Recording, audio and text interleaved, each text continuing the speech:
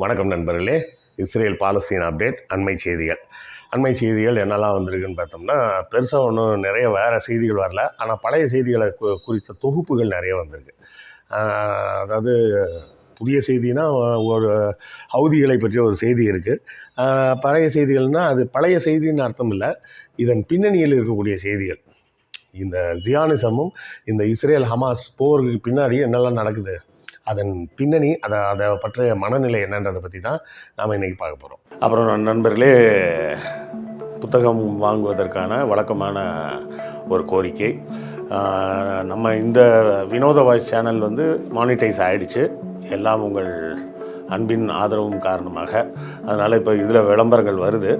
ஆனாலும் இந்த விளம்பரங்களின் மூலம் வரக்கூடிய வருமானம் நம்ம கேஆர்வி சேனலில் வந்த அளவுக்குலாம் ஒன்றும் வராது. அதோட கம்பேர் பண்ணால் 1/10 பங்கு வந்தாலே ஜாஸ்தின்னு வச்சிங்களேன். உங்கள் ஆதரவு தொடர்ந்து எங்களுக்கு வேண்டும். புத்தகங்கள் வாங்கினீங்கன்னா அதை கொண்டு இந்த சேனலை நடத்துவதற்கு இன்னும் கொஞ்சம் சிறப்பாக நடத்தலாம். செய்திகளையும் இன்னும் அழகாக சேகரித்து கொடுக்கலாம். ஸோ இல்லை சார், பணம்லாம் கேட்காதீங்க சார். நம்ம பணம்லாம் கேட்குறது கிடையாது. நம்ம கேட்குறது என்ன கேட்போம், புத்தகங்கள் வாங்கி அதன் மூலமாக வருவாயை வைத்து நடத்துகிறோன்னு தான் சொல்கிறோம். இல்லை சார், புக்கெல்லாம் வாங்குறதுக்கெல்லாம் இப்போதைக்கு முடியாது சார், படிக்கிறதுக்கே எனக்கு நேரம் இல்லை சார் அப்படி இப்படின்னு நிறைய பேர் சொல்லலாம். வெளிநாடு வாழ் மக்கள் நீங்கள் புத்தகங்கள் வாங்கணும்னா முடிஞ்ச நேரம் வாங்கினாலும் வாங்குங்க. இல்லை வேண்டாம் அப்படின்னா அமேசான்லேருந்து கிண்டில் வெர்ஷனே நீங்கள் எடுத்து படிச்சுக்கலாம். பாபர் நாமா வர உள்ள எல்லா புத்தகங்களும் அமேசான் கிண்டிலில் கூட இருக்குது. இது எல்லாம் எதுவுமே முடியாதுன்னா கூட இந்த வீடியோக்களை ஷேர் பண்ணுங்கள். ஷேர் பண்ணாலே அதுவும் ஒரு வகையால் ஆதரவு தான். லைக் போடுங்க, கமெண்ட் போடுங்க, எல்லாமே ஆதரவு தான். ஸோ ஏதாவது ஒரு வகையில் எங்கள் சேனலுக்கு தொடர்ந்து உங்கள் ஆதரவை கொடுத்து கொண்டே இருங்க. முதல்ல இப்போ ஒரு காணொளி போடுறேன். இவர் இஸ்ரேலின் முன்னாள் பிரதமராக இருந்தவர். இவர் பேசியிருக்கிறத பார்த்துருங்க. Ben Gurion, the first prime minister of Israel, said in the 1930s that politically speaking, we are the aggressors and the Arabs are just defending their homeland. That's what Ben Gurion said. Now, publicly, they spoke a different language. But Ben Gurion said this very clearly to his fellow Zionists. His political rival, Jabotinsky, who founded the party that later became today's Likud party, which is Netanyahu's party, he said that the Jewish colonial project, he called it that, the Jewish colonial project cannot be achieved without force, because no country, no people give up the land without fighting for it. So what I want people to know in a nutshell is there's antecedents, there's a history behind this, and the history is that of one people coming into a land and having the resources, having the imperial support to achieve their goals at the expense of displacing and oppressing and occupying and suppressing and very frequently mass killing than other people. பார்த்துட்டிங்களா? அவர் இதில் என்ன சொல்கிறாருன்னா, இஸ்ரேலின் முதல் பிரசிடெண்ட்டாக இருந்த pen Kurien என்ன சொல்லியிருக்காரு அப்படின்னா, இந்த இடத்தில் நாம் ஒரு நாட்டை உருவாக்க போகிறோம் அப்படின்னா அது எளிதில் நடக்கக்கூடிய காரியம் இல்லை. இதில் பல உயிர்களை நாம் பலிவாங்க வேண்டும். எப்போ இஸ்ரேல்னு நாடு உருவான உடனே தெளிவாக சொல்லிட்டாங்களாம், பல பேரை கொன்று தான் ஆக வேண்டும். ஏனென்றால் யாரும் தன்னுடைய நிலத்தை சும்மா விட்டு தரமாட்டான். அப்போ இவர்களுக்கே தெரியும் இந்த இடம் நமக்கு சொந்தம் இல்லை, அப்போ இன்னொருத்தனோட இடம், கொன்றால் பாவம் தின்றால் போச்சுன்ற மாதிரி அவங்கள கொண்டுட்டா பிரச்சனை இல்லை, கொண்டுட்டோம்னா நமக்கு இடம் கிடைக்கும் அப்படின்னு அந்த பென் குரியனே சொல்லியிருக்கிறார். அப்போ இந்த விஷயம் எதை நோக்கி போகிறது அப்படிங்கிறத நம்ம யோசிக்கணும். இவர்கள் ஆரம்பத்திலிருந்தே இந்த பாலஸ்தீன மக்களை கொல்வது அப்படிங்கிறதுல தெளிவாக இருந்திருக்கிறாங்க.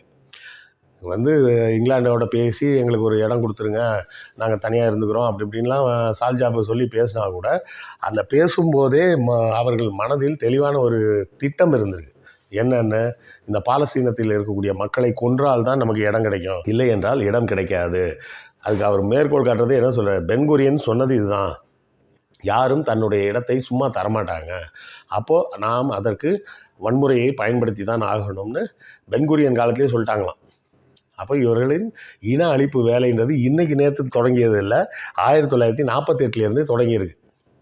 என்றைக்கு இஸ்ரேல் என்ற ஒரு நாடு உருவாச்சோ அன்றைக்கே இது ஆரம்பிச்சிச்சு. இப்போ அதை வந்து தலைமுறையாக இவர்கள் எப்படி ஊட்டி வளர்க்கிறார்கள் அப்படின்றத நம்ம தெரிஞ்சுக்கிறதுக்கு ஒரு வீடியோ போடுறோம் பாருங்க. Mati איך שתהיה גדול. ומה תעשה? מצוין. பார்த்துட்டிங்களா? அந்த குழந்தை எத்தனை வயசு குழந்தை பாருங்க, ஒரு 3 வயசு கூட இருக்காது, 3 வயசு தான் இருக்கும்.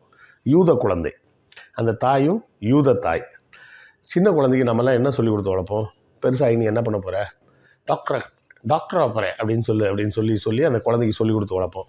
இன்ஜினியர் ஆக போகிறேன், சயின்டிஸ்ட் ஆக போகிறேன், ஃபாரினுக்கு போகிறேன் அப்படின்னு சொல்லுன்னு அந்த சின்ன குழந்தைய போட்டு டார்ச்சர் பண்ணி சொல்லி இல்லை விளையாட்டுக்கு தான் நம்ம சொல்கிறோம். நான் அதை கொஞ்சம் எக்ஸ்ட்ராவாக சொல்கிறேன்.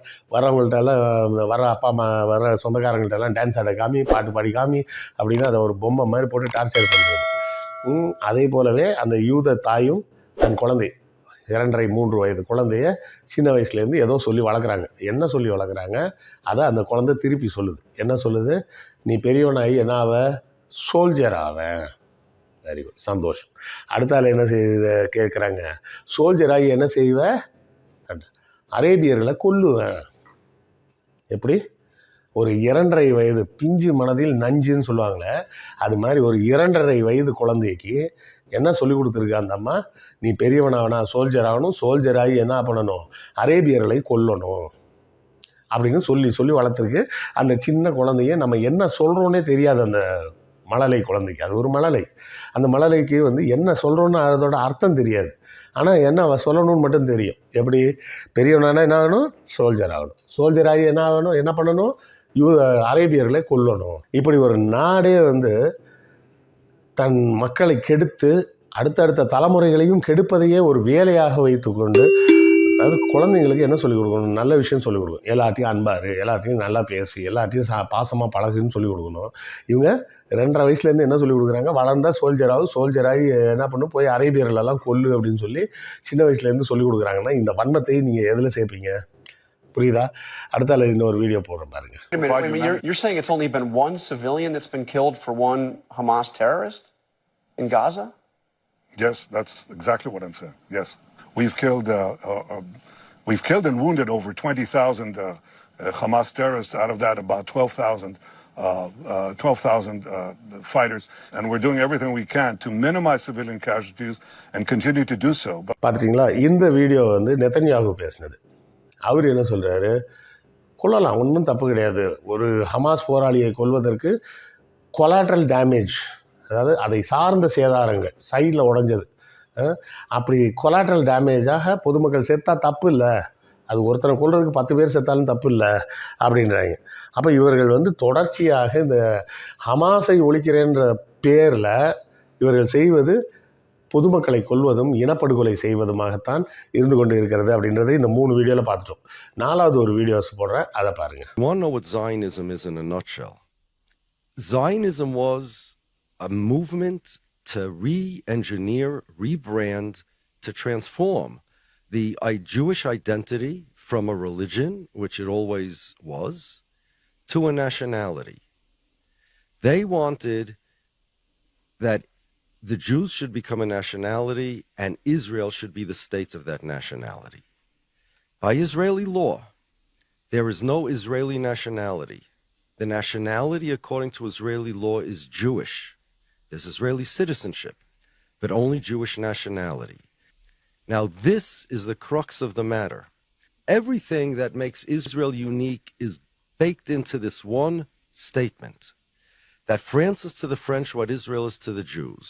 If Israel is the nation state of the Jews, as Israel claims it is, this enables Benjamin Netanyahu to come to America to speak to our Congress when he wanted to oppose Barack Obama's Iran deal.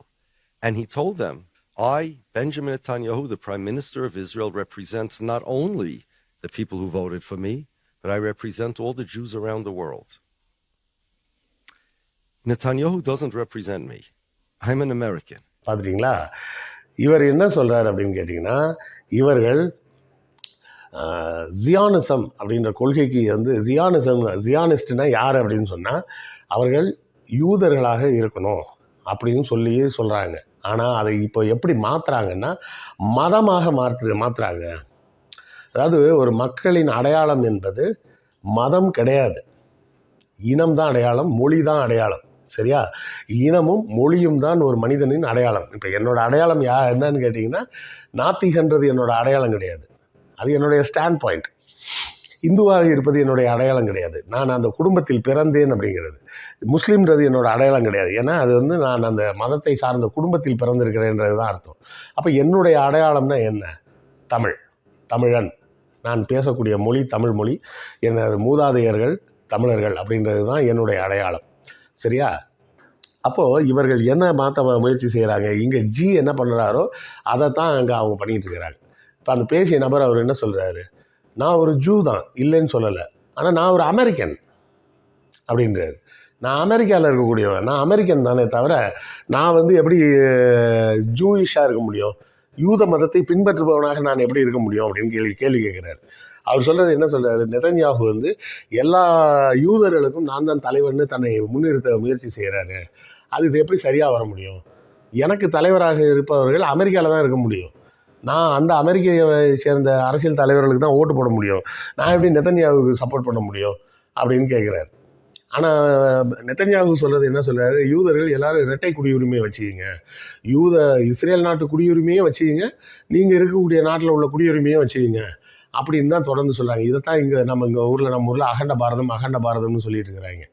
எந்த காலத்திலேயோ எங்கெல்லாமே நம்ம மதம் இருந்ததோ அந்த இடம்லாம் நம்மளுது அப்படின்றாங்க. அந்த மதத்தை வைத்து எப்படி ஒரு மனிதனை அடையாளப்படுத்த முடியும்? எப்போ பாகிஸ்தான் பிரிஞ்சாச்சோ அது பாகிஸ்தான் வேறு நாடு, எப்போ பங்களாதேஷ்னு பிரிஞ்சாச்சோ அது வேறு நாடு. அப்போ ஆப்கானிஸ்தான் நம்ம கூட என்றைக்குமே இருந்ததில்லை. ஆனால் இவங்க என்ன சொல்லிட்டு இருக்காங்க, ஆப்கானிஸ்தான் எங்களுது, பாகிஸ்தான் எங்களுது, காஷ்மீர் எங்களுது, பங்களாதேஷ் எங்களுது, இலங்கையை கூட விட்டா சொல்லுவாங்க, எல்லாமே எங்களுதுன்றாங்க. எதை வச்சு சொல்கிறாங்க? அங்கெல்லாம் ஒரு காலத்தில் இந்து மதம் இருந்தது, ஒரு காலத்தில் அங்கெல்லாம் இந்து மதம் இருந்துச்சுன்னா, இந்து மதம் இன்னும் ஒன்று உருவாகிறதுக்கு முன்னாடி நாத்திக மதம் தானே இந்தியாவில் இருந்தது. அப்போ உலகத்தில் எங்கெல்லாம் நாத்திகர்கள் இருக்காங்களோ அதெல்லாம் இந்தியான்னு ஆகிடுமா? மதம் எப்படிங்க ஒரு மனிதன் அடையாளமாக முடியும்?